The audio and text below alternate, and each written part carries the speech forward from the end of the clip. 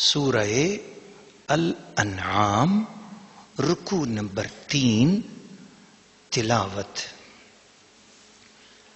ومن أظلم ممن افترى على الله كذبا أو كذب بآياته إنه لا يفلح الظالمون. ويوم نحشرهم جميعا ثم نقول للذين أشركوا إن شركاؤكم الذين كنتم تزعمون ثم لم تكن فتنتهم إلا أن قالوا والله ربنا ما كنا مشركين. انظر كيف كذبوا على أنفسهم وضل عنهم ما كانوا يفترون.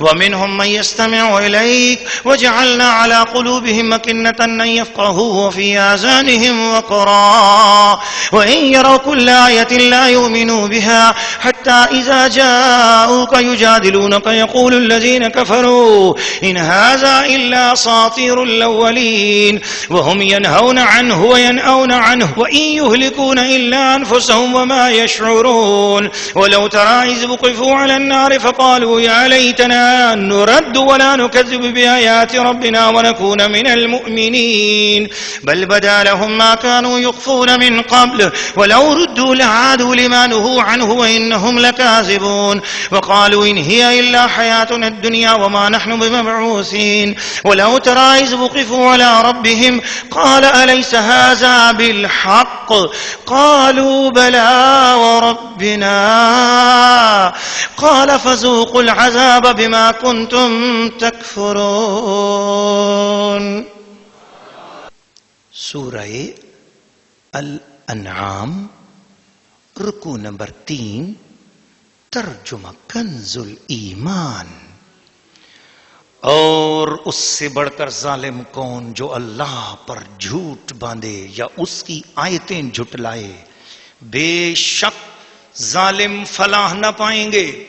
اور جس دن ہم سب کو اٹھائیں گے پھر مشرکوں سے فرمائیں گے کہ کہاں ہیں تمہارے وہ شریک جن کا تم دعویٰ کرتے تھے.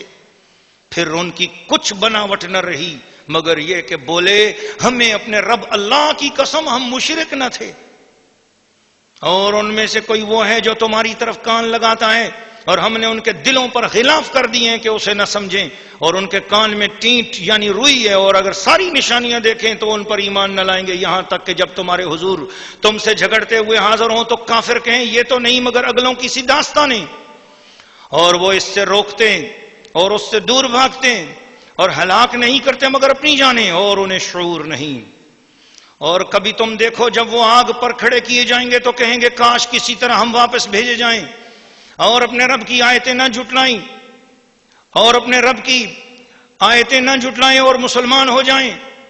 بلکہ ان پر کھل گیا جو وہ پہلے چھپاتے تھے اور اگر وہ واپس بھیجے جائیں تو پھر وہی کریں جس سے منع کیے گئے تھے اور بے شک وہ ضرور جھوٹے ہیں.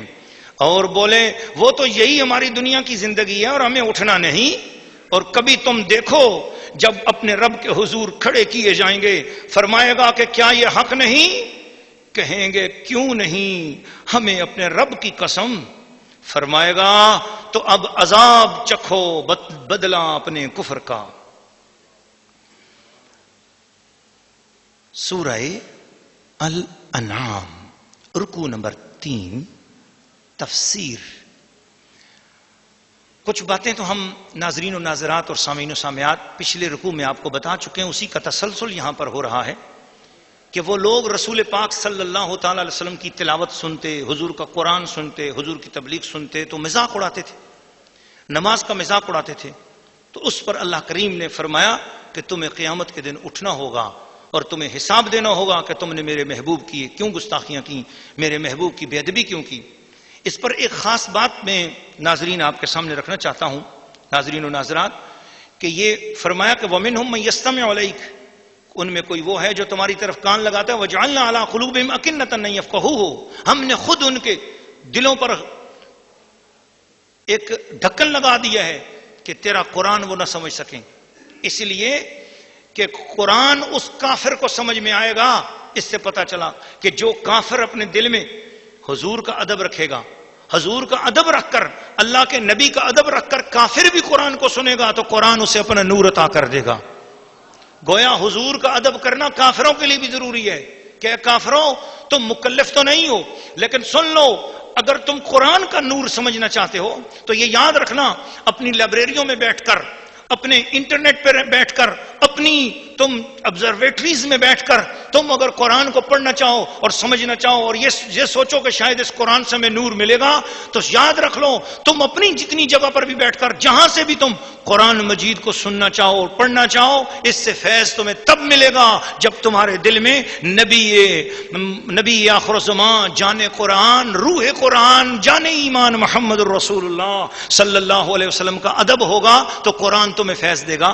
بس اس سے میں سمجھانا یہ چاہتا ہوں نقطہ آپ کی خدمت میں کہ اگر کافر حضور کا ادب کرے تو اسے قرآن کا فیض ملتا ہے، اور کافر حضور کی بے ادبی کرے تو اسے قرآن سے ہدایت نہیں ملتی، اس کے راستے پہ ڈھکن آ جاتے ہیں، اس کے دل پہ تالے لگ جاتے ہیں۔ تو پھر ایسا مسلمان جو مسلمان ہو کر حضور کی بے ادبی اور گستاخی کرتا ہو، وہ کیسے قرآن سے فیض پا سکے گا؟ اس لیے قرآن کا نور پانے کے لیے بھی ہمیں غلامی مصطفیٰ کا پٹھا اپنے گلوں میں ڈالنا ہوگا۔